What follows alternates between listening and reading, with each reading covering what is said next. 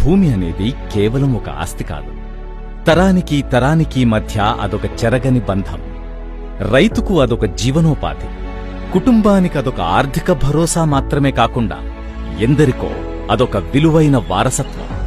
కాని ఎన్నో దశాబ్దాలుగా ప్రజల భూ వివరాలు అక్రమ బదిలీలకు, వివాదాలకు లోబడే ఉన్నాయి. ఈ రోజు ఆ కథను ఆంధ్రప్రదేశ్ ప్రభుత్వం తిరగరాస్తోంది.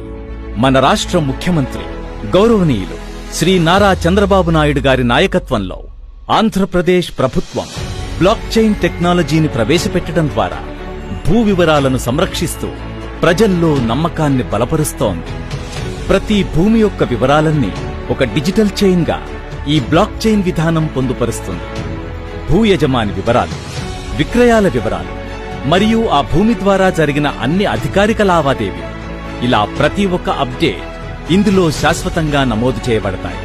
ఈ టెక్నాలజీ యొక్క సాంకేతిక క్లిష్టత వల్ల ఒకసారి బ్లాక్ చైన్ ద్వారా నమోదు చేసిన భూ వివరాలను తారుమారు చేయడం కానీ తొలగించడం కానీ వీలుపడదు.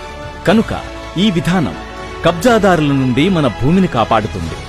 భూమి యొక్క వివరాలలో చేసిన ప్రతి చిన్న మార్పు కూడా ఎంతో పారదర్శకంగా, ధృవీకరణకు అనుకూలంగా అందుబాటులో ఉంటుంది.